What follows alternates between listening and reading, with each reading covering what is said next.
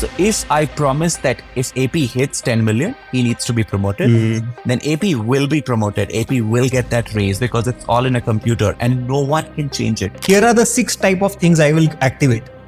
And I just start doing it.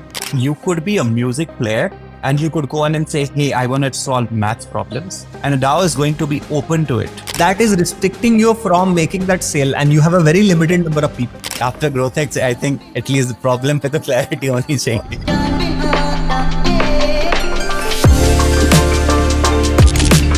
Hi everyone, welcome to Unstructured, the series where we understand, define and solve growth problems, bugging the top growth talent in the ecosystem. And I think the idea is to give you a structure to solve your problem statements that will help the next Monday morning. Today I have Vikram Aditya, somebody that I absolutely respect and admire, and somebody who's part of GrowthX since, I don't know, now I have lost the track on how many years has it been, but I think Vikram has one demo day, which is very interesting. And I think he built something from scratch, which was beautiful craft of air meat capstone strategy. I still remember that. And I think after that, Vikram went on to start DAOLens, and Vikram is now co-founder and CEO at DAOLens. DAOLens recently raised $5 million from a bunch of interesting investors, including Kunal, Balaji, Ankur, Variku. And very interestingly, Yudi and we both actually are investors in DAOLens, so I have a bias to solving this problem statement. Hey Vikram, thank you so much for joining on Unstructured. And why don't you go ahead and introduce yourself and maybe talk something about DAOLens that helps people understand what does it really do? I have a product and design background. For a very quick recap, most of my time has been spent building products, mostly enterprise setups. And that is where DAOs also came in, right? Like DAOLens was born out of some 400 or so random odd conversations that we had with builders in Web3. This was post-COVID. I was on my bed, pretty much in a bed rest like setup, and you don't have much to do. So you just talk to people about, hey, what's up? Why are you building what you're building? And given that I have been in the sector since 2015, that is when I really got into crypto. You understand a lot of stuff, but you are still not into it unless you're really building. I have been someone who's always had an appetite for risk. So we didn't want to go on and build something which was too mainstream, and also not something which was too much like undefined. DAOs happened to be somewhere where almost 80% of the founders we talked to said that they were thinking of structuring their company in the form of a community first approach, right? Like on a community first route. Whether they call it a DAO or not, I had my answer as like, okay, this is something which is going to grow relevant. It's open for disruption. So let's build it. So that's a very quick background into how DAOLens came into being. But what DAOLens essentially does, let's talk about DAOs real quick for people in our audience who may not really know that. DAOs stand for Decentralized Autonomous Organization. The terminology is complex, but you can think of it as a group of people with a shared treasury. So everyone has an equal say in what happens to the funds that are lying around in the treasury in the ideal definition. Now, practicalities make DAOs a little different from what the definition is. But essentially, if we go by the definition, a group of people have pooled in funds in what is also known as the DAO treasury. Now, if someone wanted to withdraw funds for, let's say, whatever they think is going to benefit the DAO, they would have to make a case for it. So they would have to make what is also known as a proposal. You float a proposal, every community votes on it. So you see in traditional companies, if you draw a parallel, usually it's a director or a senior director or a VP or a CEO. The decision flows from top down, right? Like DAOs flip that. It goes and says, hey, you are a new joiner, you are a janitor, you are a community member, you are a customer. If you are a part of the community, you can go and say whatever you think should be done. And if you're convincing enough, there is going to be a vote. Now, if 51% of the people agree, and this 51% is just for ease of understanding, what I mean by that is like some voting mechanisms also have processes that you don't necessarily need 51%. You can just go in and say as long as 25% of the people vote. That these rules can be defined, but essentially if majority of the community agree to whatever you are saying, you will get the allocated fund that you ask for making that stuff happen. And you'll be answerable to the community. One more important thing that needs to be mentioned here is this idea of smart contracts. So you see, in traditional setups, it is usually people who make decisions. So I go in and say, hey, AP, you know what? If you get me $10 million in the next quarter, I'm going to give you a big raise. Let's say you hit that target, and I go in and say, AP, the market is really doing bad right now. How about we do it 6 months later when things are really predictable? Otherwise, it can spell death for the company. I could do that in a traditional company because I'm the human being making that decision. DAOs basically question that. They go in and say that as long as something was promised, it should be encoded. So smart contract is a condition. It's like, if this happens, do that. So if I promise that if AP hits 10 million, he needs to be promoted, then AP will be promoted. AP will get that raise because it's all in a computer and no one can change it. If you have to really change that or stop it from happening, you again have to get a buy-in from the entire community, which is not that easy. But today we do two things. At least there are two live products in the market. The third one is being worked on right now. The first product, it's onboarding. So what essentially happens is you have an HR in a Web2 company. You go, you join, they drop you an email. They call you saying, hey, Vikram, come to the 9th floor. There's an elevator. There will be a security guard. You will have to sign these papers. Here's your laptop. Here's your workstation, everything. In a Web3 community, you are essentially thrown into a server, mostly Discord. It can be Telegram, it can be Slack, it can be anywhere. And then you are left to like scroll through stuff. You're supposed to go click on every single channel, browse through context, understand who's who. It's like if you were seeking a role or a project for yourself, you have to go shake hands with everyone on your floor, ask them if they had a space for you, understand what they are doing all on your own. It gets very tricky. It gets very messy because there's no HR to tell you what is to be done. So DAOLens comes and makes that happen. Now, how do we do it? There are these bunch of tools which a DAO may be using. We call it the DAO stack. So there's information sitting in these stack of tools. Let's say there's information sitting about how exactly have the previous proposals been floated, or there is information sitting about what is the right way to draft a proposal, or what is considered the most successful proposal, or what are even the gigs available for, let's say, a designer. Now, if a designer were to walk in, they should probably be told that, hey, here are the gigs that are available for you to claim. If a developer was to come in, they should probably be told, what do developers usually do? And what we essentially do is we give this tool to admins to customize the flow in a way where the admins can play around with some building blocks. We want it to be no code because no one is great at tech, who are community managers. Mostly they struggle with it. So keeping that in mind, it's a no code offering. They play around with certain sequences of information. And once deployed, as soon as someone enters, it's going to ask you a few questions. What do you do? Who are you? Connect your wallet. And based on what you hold, what you have answered, it can take you on its own path. So it will take a designer on its own journey. It will give them roles. Their server, their world, their view of their Discord is going to be very different from that of, let's say, a community manager or a content writer. It's optimized for that. It's optimized to activate people in the journey. That's the first product. There's one more offering, which is the contribution management. I think there are multiple things inside contribution management, from the time the task is ideated to created to allotted to completed, and the reward has been given. Very interesting. What I'm going to do is I'm going to get into the problem statement, right? And I think everyone has understood what DAO is now to an extent, right? And also on the contribution management and the onboarding. I think we spoke about this, which is like one of the problem statement that you are struggling with is adoption, right? And we're going to talk about that. What I'm going to do is I'm going to literally open up a whimsical classical, and we're going to try and understand the problem statement first, and then we will jump into what does some of the things that you can potentially do. Let's take a step back and reflect on how we talked about DAOs are, right? Like there's a group of people involved. That group of people is dynamic, right? Like, so you are at best going after an enterprise-like model here. If you try drawing a parallel from how it would work in a traditional world, it's an enterprise-like model. And on that enterprise model as well, it's not like a group of people can make that decision. once you have to convince one person, right? Like that's the typical flow of the deal. You have to convince one person. Once they are sold, they will go present it to their own community internally, which is the core team of a DAO.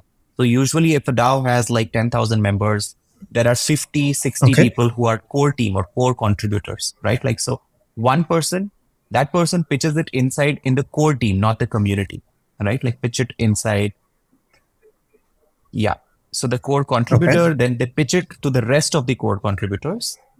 And Okay. Core team, and then yeah, it will eventually come inside. If they agree, then they will yes. actually go And ahead, mostly pitch it in to the between the two, community. pitch Okay. it to the core team and pitch it to the community, we also go in a couple of conversations. So it's possible that the rest of the core team wants to hear us talk about Interesting. why are we even building? What are we learning from other communities and so on, right? Like once this is all done, see, pretty much the decision Okay. whether it will move forward or not is done in pitch it inside the core team part itself. Like once the core team is convinced, proposals usually Okay. go through because core team has a following.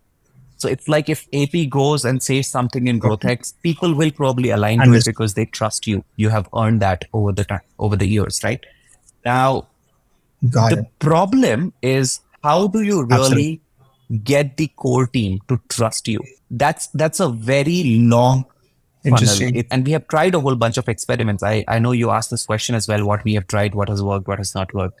We have tried doing a bunch of things. We tried, let's say, making a pitch, which means the standard route, right? Like you have a deck, you go put it out in front of people. It absolutely gets rejected because first is, why are you even coming and talking to us out of the blue? Maybe you just need some money out of our treasury, right? Like that is the community hangs out because they all vibe with each other. They hang out because they feel they belong together. They want to solve the problem together, right? Like, so pitches don't work.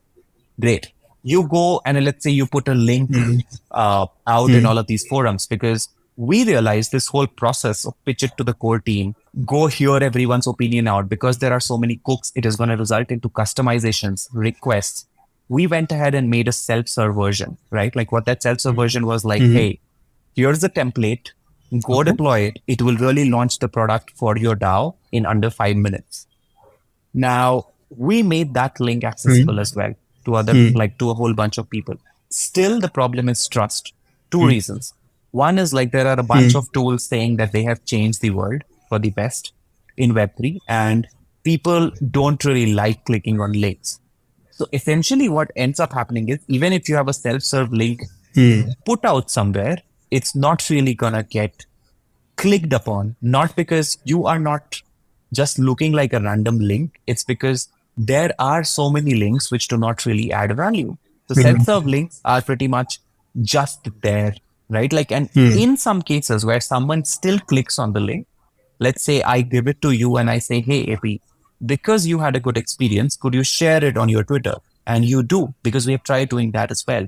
You do share it on the Twitter. The people who run into that, they would still not really want to deploy the tool again because of the trust factor. They would be like, oh, where is the data going to sit? Are you a decentralized organization yourself? Or is DAOLens positioned as a centralized company? You see, like there's this whole questioning around, are you an insider or are you an outsider? Even before, right?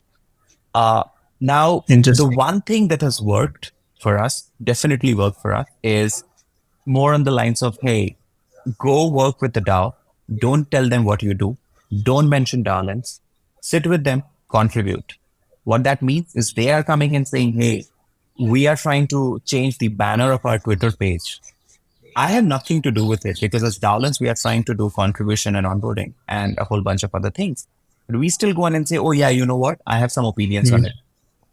And I help them, right? Like that gives them a visibility into, okay, out of the 10,000 people who are in my Discord, 99.99% anyway don't contribute. And Vikram here is someone who contributes, right? Now, I keep doing it again and again, again and again. And Interesting. eventually I will become a part of that core team because what essentially ends up happening is you do two things, three things. Of course, you're going to get paid. Like, let's say the gig was about, hey, get the Twitter banner done.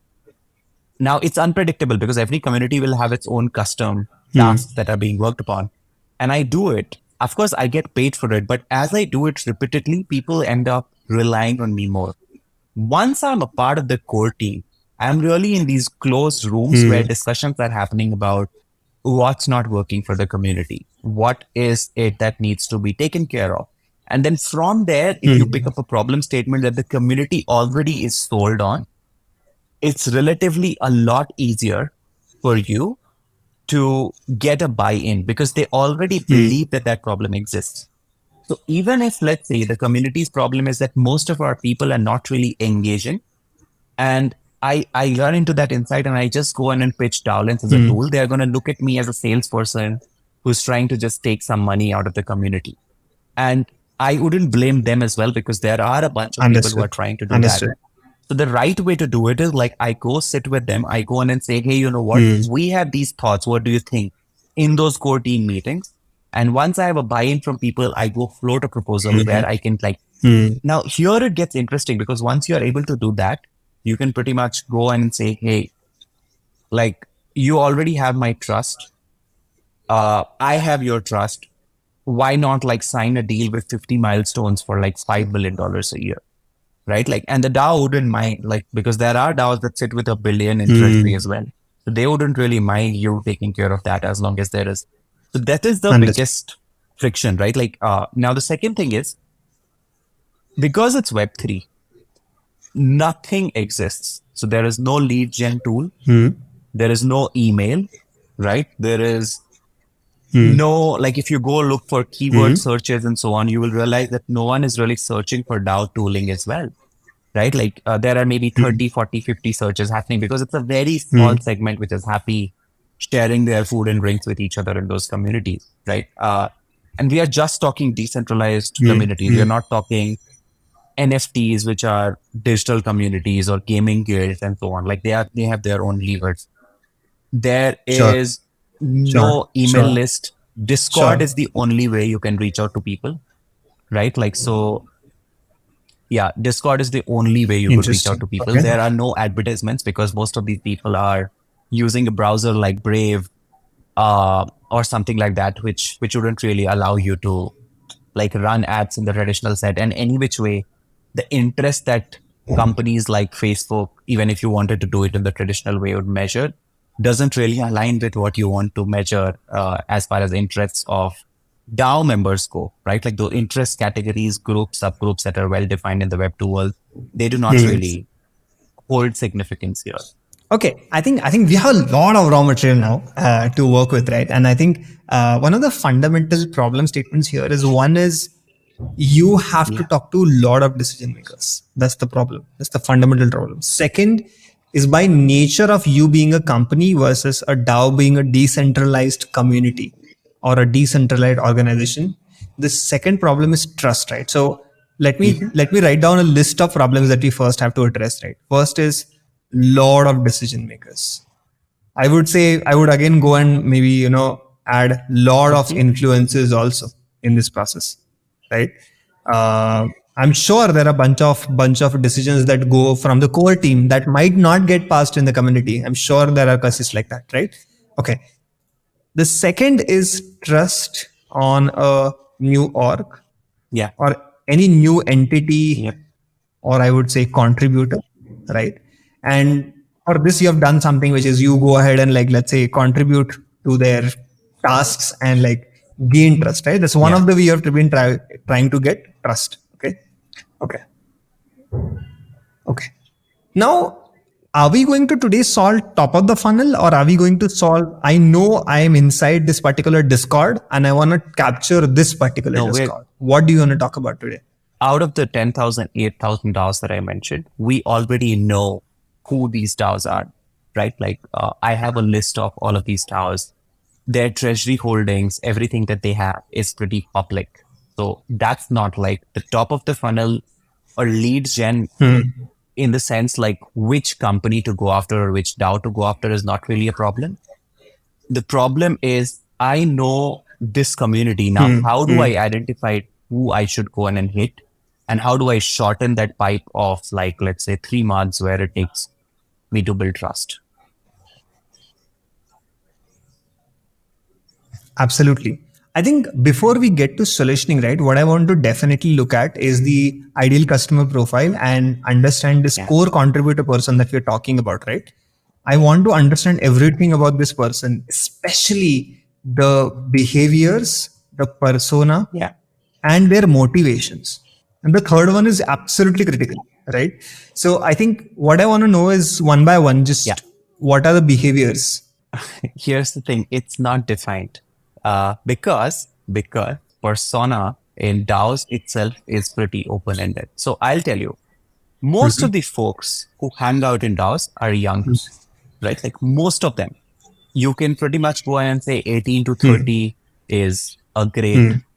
But again, at the same time, we know of people who are 50 years old who are sitting behind a profile pictures, who are sitting there and they are maybe adding more value, right? Like, so it's not defined because DAO doesn't have a criteria of who can get in. It has no criteria. You could be a music player and you could go on and say, hey, I want to solve maths problems. And a DAO is going to be open to it. Quick question on the persona, right? We have looked at the segregation of different types of DAOs. And we were focused on the 1,000 DAOs who have got PMF, have something in treasury, have new member growth, have a lot of active members, right? For those kind of DAOs, what have you observed? It is still, I'll give an interesting example, right? Credit cards influence or affluence for credit cards in India. I'm just talking about India, might be true for the world, I'm not sure. But if you check that data, the credit card affluence actually is exorbitantly high between 30 to 35 age, and it starts dropping on an average after 35. So I'm sure if I take that analogy here, the kind of DAOs you would definitely want to get into, where they are growing DAOs and also doing good work. You can maybe pick 18 to 25 as being tier 1 and 25 to 30 being tier 2. It's simply because most of the people, wherever we have managed to speak to them on a face-to-face basis, we see them as really, really, really young people who are passionate about crypto. If you're talking about celebrity fan sort of fandoms that exist, like most of the people who come in are really passionate about music or the cause the DAO exists for. On the other end, there are people who just say that we like connecting people. We love working with community. These are the people who go in and type on things like Reddit, right? Like, so most of the people, I'm pretty sure everyone, even though they may be having a different user handle, maybe on Reddit, they are the ones who are like giving these really witty replies on Reddits that you see under threads, right? Like, they usually are into everything and anything crypto and NFT, right? Like, so what I mean by that is usually they would be holding a bunch of NFT, a bunch of tokens. They have maybe made money on it, or maybe they're just too excited about it. But essentially, this is what pretty much sums up. Anything beyond it is like edge case scenarios. So, hey, are they into sports? Are they not into sports? Like, I could classify things like that, but on a higher level, on a generalized way, this is what would. Lovely. Motivations. What are some of the motivations? Why they are in that community? Why are they a core contributor? What are some of the things that they are looking for? I think the majority of the things is because they want to make money. And there's a lot of money to be made. The second thing is their motivation is also like freedom. What I mean by freedom, it's not an abstract term, but more on the lines of, hey, these are people who would go and then raise their hands when you ask, who among you hate degrees, or who among you hate, systems which restrict you from doing something. So it's like, oh, I want to do economics, I'm going to do it. I want to figure out community building, I'm going to do it. So to a large extent, their motivations are make money. The second is this freedom in terms of I will work on my own terms. So mostly motivations are this, very minuscule, which is the most critical section, is people who really want to create a difference. Awesome. This is great. Now what we're going to do is we have the ICP in place, right? Now we're going to talk about the depth of adoption. One of the interesting that you spoke about was they absolutely don't like to work on somebody else's term. Second, these are the people who have a lot of people in the money making business, right? They want to make money.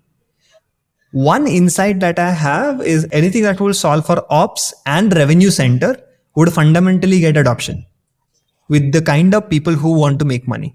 So I think first point I have is just ops, right? Every kind of ops that's involved and everything that can become a revenue center, right?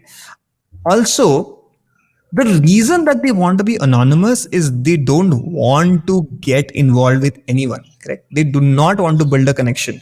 The more and more we are going to try and build, let's say, the contribution thing that you're doing, right? Is the more and more we do it, they will build trust with us. But I don't think that is going to be scalable for every DAO, because you can't get inside every DAO and keep contributing. So I would actually take a different approach and focus on, how do I center DAOLens as saying something that gets added to my platform to solve for every kind of ops that I have.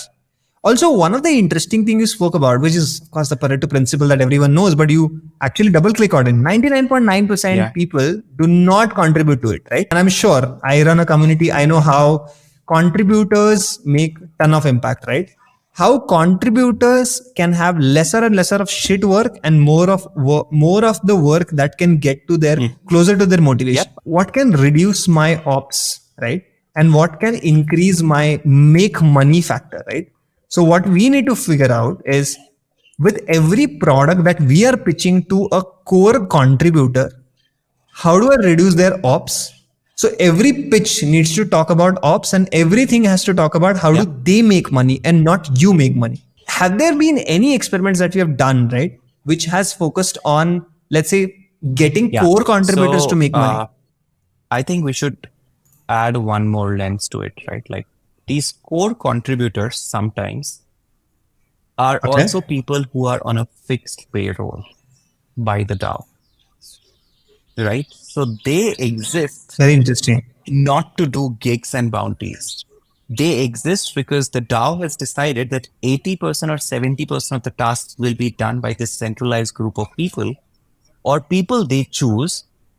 But the gig and the bounty, where people can really, really, really make money, will be done by these outsiders who come, who are just regular contributors. They are not core contributors, right? But then why do core contributors work?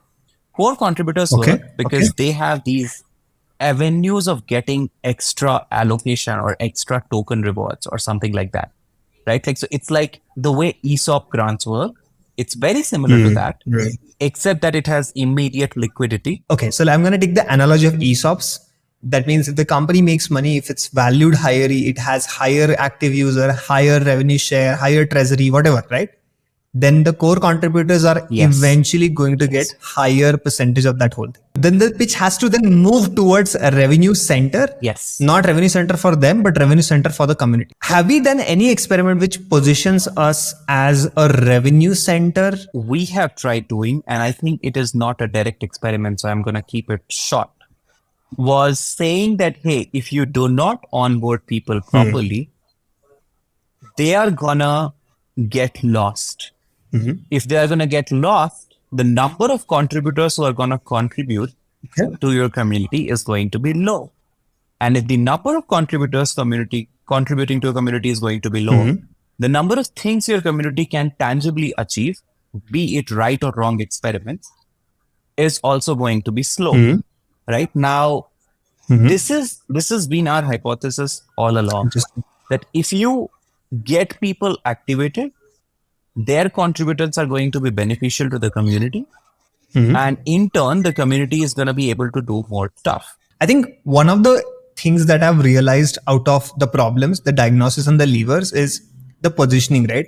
And fundamentally, DAO needs to go from a very ops related positioning to more of a revenue generation, especially for the task contributor. Second one was, I think, the product that needs to focus on saying, okay, what is the treasury side increase that might happen, because it's anyways happening. It needs to more focus on gains per task builder. And can you focus more on that aspect to sell the product differently? Third is, I feel like it's a great way to get inside the product for adoption on onboarding. But it even better if you can say that whatever active member growth that you have, we can solve for active members than solving for just onboarding, because seems like ops is not a big delta for them at this point in time, right? The last point I wanted to talk about is, can you solve for tasks per contributor rather than focusing on activeness? So P0 should be move away from ops to revenue generation for contributors. I think that's the largest one, I feel like. I'm not able to pinpoint a very particular experiment. I think, Vikram, this is too niche even for me, I feel like. But I think you have a better understanding of what will solve for a revenue per active task contributor. So if you can design an experiment and send it across, we can discuss it in another episode maybe, and what were the learnings. But I would definitely want you to design one experiment at the least, which will solve for active task contributors revenue per time period. I feel like that's a way better way to say, okay, I'm going to help you get your task member get better number of tasks, like higher number of tasks per month and their gains as a task builder, than saying I will help you, maintain just activity, or I would say just maintain retention for my community. Because then you are saying, okay, I'll give you tools and maybe I'll charge you subscription 5 years down the line, 3 years down the line, or the way HubSpot does it is they give you for free for 2 years and then start charging you bonkers, right? I think that's what the distrust is coming into, right? I genuinely feel you need to move away from just onboarding to more on revenue.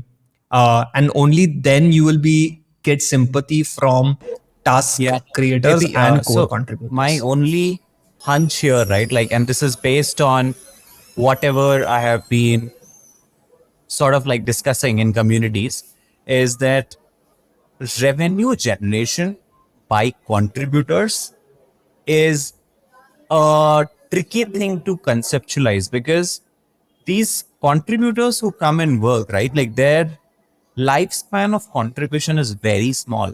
They contribute for a week, at that, sometimes hours, right? Like, and it's highly unlikely that they would contribute in a way where revenue starts pouring in from their contributions alone. They may be a very small piece of a mega project that is maybe gonna bring in $1 million in revenue for the DAO.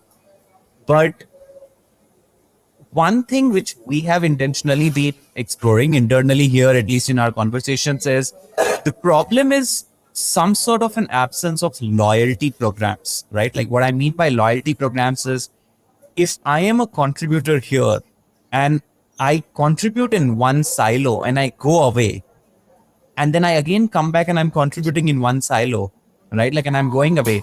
Shouldn't my second contribution be seen as me coming in the recurring fashion? And it should have maybe higher, which is an approach which no DAO is taking today.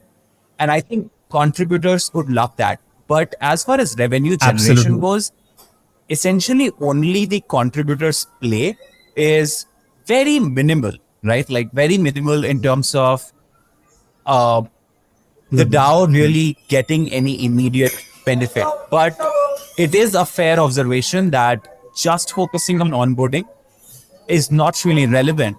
In fact, when you go in and talk about that to DAOs, sometimes you will hear back saying, oh, but the contributors don't really add any value.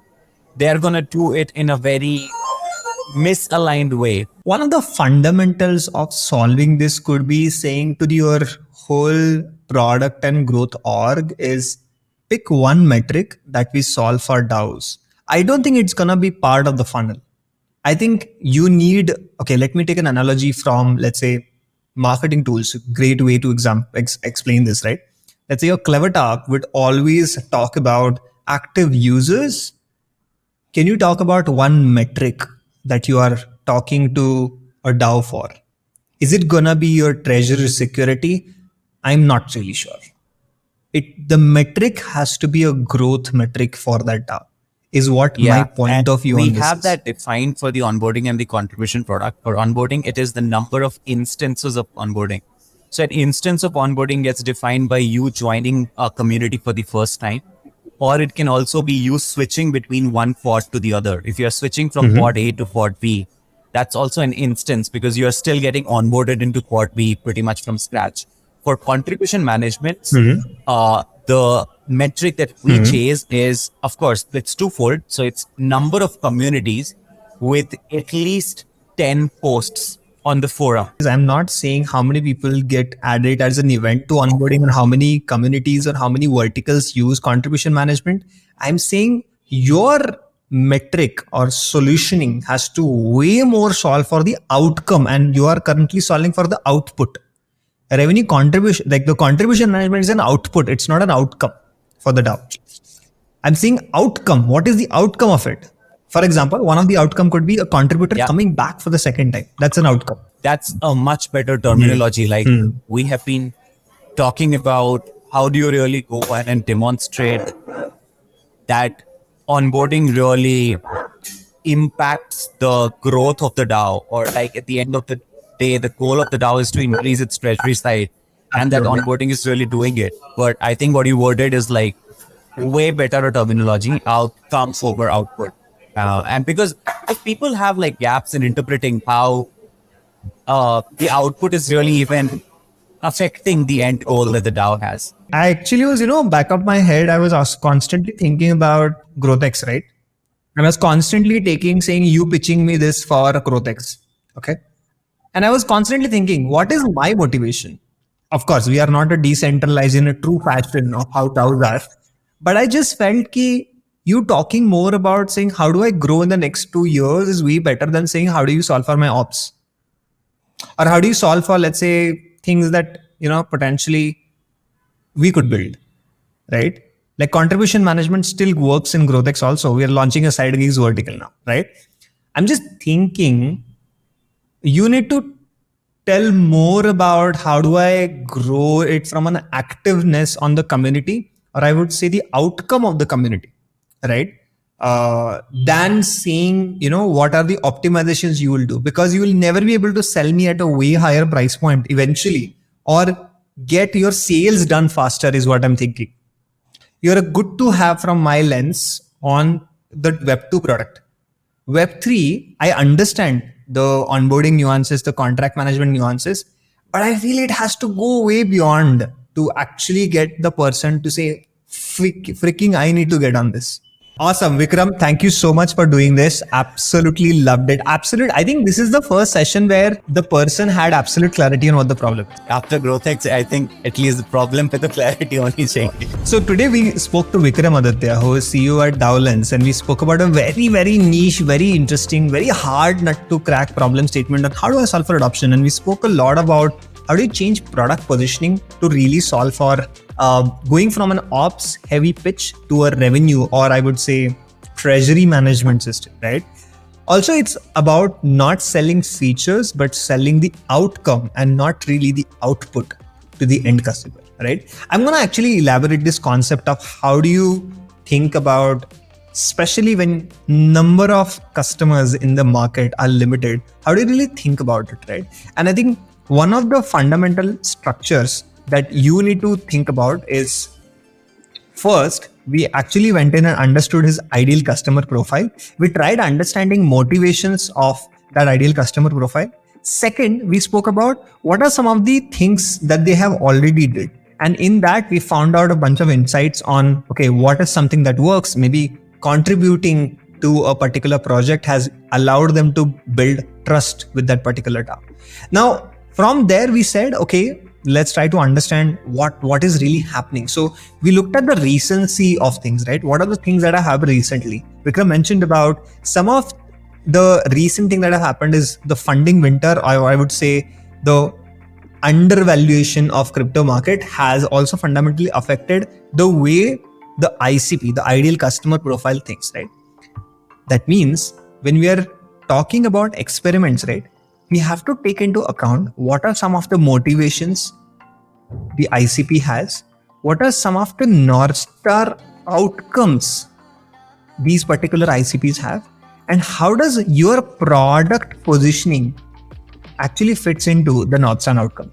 If you are somebody who's struggling to sell this to a niche set of customers, ask yourself, what changes in my positioning should I need to do so that everyone starts thinking about my product as a must to have and not a good to have. It's really, really hard to sell products which are good to have and not must have. That's it about this unstructured conversation. I'll see you in the next one.